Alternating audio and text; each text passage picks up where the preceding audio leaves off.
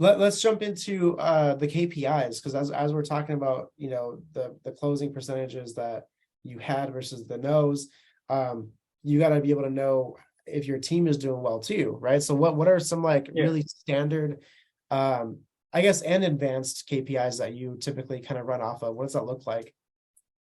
Yeah. So, I mean, the most obvious one is obviously close, right? Like total number of calls that you had, well, completed that you had versus the number of the ones that you closed, right?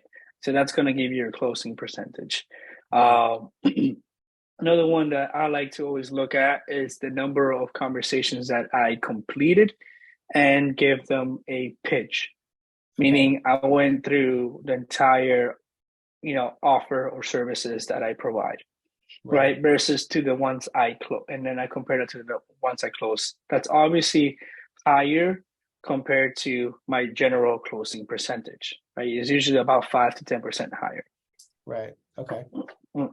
And then the other one that I look at, and this is probably the one that I look at the most, is the number of calls completed and pitch offer. So pitch is told on the services, but I didn't tell them the price yet. Offer is when I offer them the price I'm actually, attempting to close. And then I compare that to the ones I actually close. That's obviously way higher than the other two that I looked at. Right. Um, so what am I really looking for? What I'm looking for is who did I pitch to an offer and why? And that way I can, and how many of those people did I close? Great. Let me find more of those people. So it's Yeah. more for not so much a sales thing, but more so of a marketing thing. So I can look for them on the front end, Okay. right? Makes sense. Yeah. So that's that. The other one that I look at for sales KPIs is objections, which I don't want to open up that rabbit hole, but I gotta go there a little bit. We gotta talk a little bit at least. Yeah. Where everyone's waiting for that part, I'm sure. So all the objections, right? I look at them, list them out, meaning all the people that I didn't close, right? Why? Yeah. So was it budget? Was it trust? Was it whatever it may be, right? So I look at, all of them as a whole, right? And then I look at them individually. Out of the 10 people that gave me an objection, 25% of them said, budgeting money, whatever it may be. 25% of them said this, 25%, blah, blah, blah, whatever it may be. And then that allows me to reflect back in the pitch, right? So I can handle that objection before it comes up, right? Ah, And that's how you start getting the higher closing percentages as you move on, right? So that's more of an, of course, advanced one, if you will. right. Um, Another KPI that I look at is my show percentage. How many people that I invited to a call actually showed up or didn't need to reschedule that call. Mhm. That because that I mean, like I mentioned, sales starts in the very beginning with the inbound message or the outbound message. Part of that, of course, is leading them down the funnel. So if I'm inviting people to the call and they're not showing up, there's a big disconnect in the offer that I am making to go into the call, which I need to adjust, right? Yeah. Um, those are the most important like KPIs to be looking at when it comes to, sales in itself. There's of course then, when you're prospecting, like the number of messages per day that turned into a positive response, number of messages per day that turned into a negative response, and so on. And then of course total number of messages sent, follow-up messages, outreach. I almost forgot about one actually. That have a prospect list of my hot list, right? Meaning people that I'm me personally consistently following up. How many of those turned into a sale, right? How many of those I closed? All right. Yeah.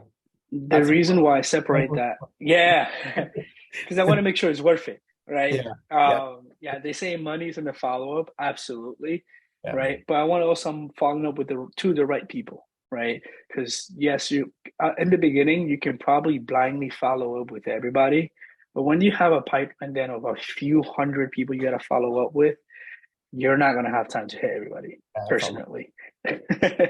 lot. So, you prioritize those people, you prioritize it and make sure you're doing it the right way, make sure it's worth it with you. looking at your closing percentage, and then everyone else you put them through some automated sequence of follow-ups to just to make sure you get, you touch them up. Yeah, that's the with systems part, right? There's Yes, the and that's the systems part. smart. See, that's key. And I think that's really smart what you guys are doing too, because like the follow-up, I think, is the part that everyone seems to fall off on. It's like myself included back in the day, right? We're having all of these messages in Messenger, and then the no shows happen, and then the person that says, great, that was a great conversation, I'll let you know, right? All those and everything in between. You forget, and then you forget to add it to your sales CRM stuff, like where you're keeping track of everything, where you're moving things around. So what do you guys use to without giving away too many of the secrets, what do you guys use to track? I know Pipedrive is a really popular dashboard, but what's your guys' favorite? Yeah, our favorite is Go High Level. Go High Level, nice. Okay, perfect. It's Yeah, exactly what we use as well. We're building on that too. So yeah, that's even easier because everything's right there. You can just integrate what you need to. It's awesome, man. yeah. I'll be honest. Like, I love CRMs. I live in them, obviously. I'm a sales guy. And at the end of the day, I always tell people first use any CRM and then find the one that you really like. It's kind of like dating, right? A little bit like see what's out there and then get married eventually. I use HubSpot, I use Salesforce, like all the big ones, you name it. I lived in them. I mean, if you talk to me anything about outside of HubSpot, I probably wouldn't talk to you. At one point in my career, because I loved HubSpot. It was a phenomenal tool, but there are other things out there that you definitely should look at. I recommend using one right now. And at least I want to say for the last 2 years, at least for me, Go High Level has been my go-to, my recommended ones, because of everything that it can do, how easy it is to use. I'm not, by the way, like there's a reason why I have a partner that's specializes in tech, because that's not me. Same, um, same. We all need a fad in our lives. Let's just put it that way. Like, yeah, you know, yeah. So, but we all need that technology, right? See, like otherwise, I would have like hundreds of these, right, laying around, and yeah, got a it would notepad. be I impossible. got two more over here. I got my planner right here. Then I have a notepad on my computer. It's like, dude, and then a giant ass whiteboard behind me. Um, yeah, I totally get it, man. I totally get it. There's so much to keep track of, and if you're not organized, like even if it's organized chaos, but you understand the chaos, like then all right, do something though. Keep track. One of my mentors actually told me, he's like, if you can't keep track of your scoreboard, how do you know what move to move next? How do you know where to go next? Mm, And it's like, great. The follow-ups are producing all of the money. So don't worry about the initial calls that don't show up. Don't worry about the initial calls that are saying no, or I'll think about it, or this objection, that objection. I'm going to go ahead and talk to my partner, whatever the case, right? The follow-up, I like you're right. That's where most of the money is coming in, especially like if that's what your dashboard is showing anyway. Like, great, most of our revenue is coming from the follow-ups. Then cool, don't sweat the other stuff that happens, like get better here, but also make sure you're not sleeping on this, right? Um, right. so to the dashboard, to your metrics, right? How often are you checking those? Are you checking it first thing in the morning, midday, and after, or are you checking it after every call? What does that look like? Yeah. How OCD do you get with it? So me all the time. So like literally, all day, every day, right? Like, first thing I do in the morning, in the middle of the day, multiple times throughout the day. And of course, right before I logged off, I want to see where we're at after my team has submitted their reports, of course, so I can see, all the updates. Right now, when you're new, I don't recommend that by any means, because then you're gonna go crazy and you're gonna forget about everything else that we talked about, setting proper expectations, your KPIs. Because by the way, again, sometimes that's why I don't recommend it, because sometimes, hey, you do 10 calls and those all 10 of them no sales, but maybe that 11th one will count for two, right? Right. So don't get too obsessed with them, if you will. So I recommend checking it, twice a day, at least once, but twice a day. One time, I don't want to say right in the beginning of the day, because probably nothing's going to change, but probably I want to say midway through the day, and then right before you officially, you know, close your laptop for the day, you know, that's the two times are recommended. So like right around, like say you begin your day around 8 a.m., around like 11, 12, latest 1, and then like say you're closing whenever you're finishing up, because I know us entrepreneurs sometimes we have longer days.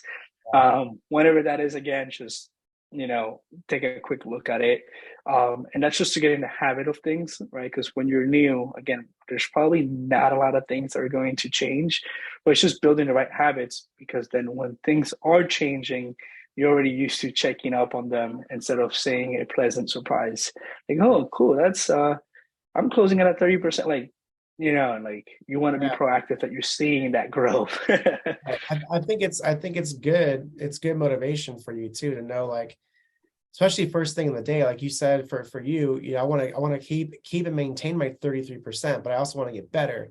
Like, man, this is cool. I'm starting the day with still on track for being 35% or 40%. Like, you know what I mean? So I feel like it's good. It is good practice first and foremost, but I think it's also a good way for you to kind of motivate, like, great, I'm 0 for 10. I'm not going to be 0 for 11. Here we go, baby. Let's do this. Right. And then you kind of fire yourself up a little bit. I mean, that's just the way that I choose to think about things. I'm like, man, I'm down in the count. I got to make this happen without the desperateness that comes into the conversation. Obviously, that's not what I'm talking about. I'm talking about like challenging yourself. No. But that's Right. awesome. I love that. That's very beneficial. Building that habit. That's probably stronger than anything else, as far as like checking the dashboards, which is good. But I think understanding that you're developing a habit, that's the key. That's the key phrase right there. Real quick, Darren, we'll wrap this up. Fun question for you. Do you have any sales like routines that you do before a sales call? I know one guy told me that he takes 3 shots of whiskey before his sales calls. I'm like, what? So like that's his thing. Do you do anything to pump yourself up, or minus the preparation, like stalking their Instagrams and all that kind of stuff, which is like fair, right? We gotta know a little bit who we're talking to here. But for you, is it like I gotta take 3 sips of water, I gotta do 10 jumping jacks? Like, what does that look like? Do you have anything quirky about you that does that? Yeah, so I'll tell you my full routine and then my short routine. Okay.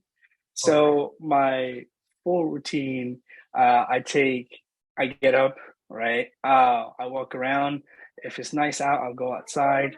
I take a few deep breaths, right? I get to kind of feel the moment a little bit, right? And I do that with the calendar invite on my hand. So like I grab my phone and I just have the the calendar invite right on my hand. I'm like, cool. This is cool. I got my almost visualizing our call right then and there, right?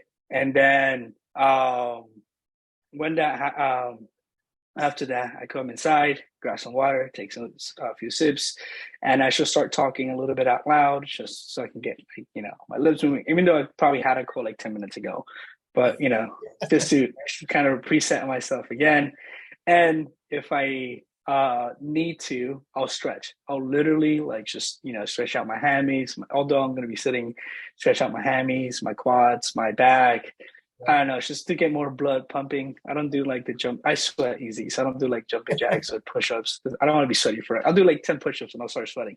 Yeah. So That might make you look extra nervous in the sales call for sure. So right. you're out of breath. And why are you so sweaty? No reason. I'm just excited to be here. Yeah. That's so now my short one, like say I only have like 2 minutes before the call. My routine is, fairly simple. I literally just stretch out a little bit because, I like to stay loose, right? And I take a deep breath. Hey, you got this. Let's rock and roll. And then I go into it. Oh yeah, that's awesome. So nice and sweet, short.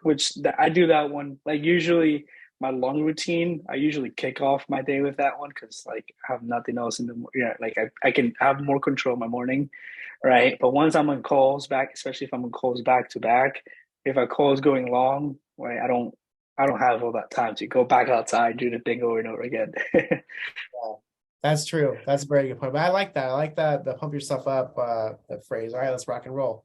Let's do it. All right. Hey, how's it going? You ready to give me some money? No? All right, see you later. Next. Like That's good. Yeah. No, that's awesome, dude. That's awesome. Man, Darren, this has been such a pleasure. I really, really very grateful and appreciative of you enlightening myself and the rest of the community as well.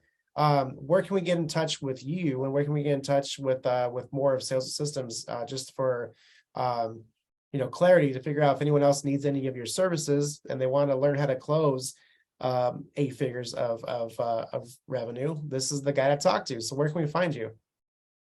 Yeah, so I mean, you can find me on all the platforms, right? Facebook is just my name, Darren Gavin, Gabin, B as in boy. It's just just putting that out there. Instagram is my handle is the same, or of course, you can just go to our website, salesforcesystems.io. So you can just find us there, and of course, we're everywhere else. Perfect, man. Awesome, dude. Thank you so much. I appreciate you and Thad jumping in to share your wisdom. So very grateful, man. It's been a pleasure. I look forward to doing this again, but we can do another master class on objections alone. That could be kind of fun to talk about as well. Yeah. So, but we'll see. We'll see Oh, where yeah. it takes us. We'll see where the next journey takes us. So, Darren, thank you so much, man. I'll see you soon. I'll see ya.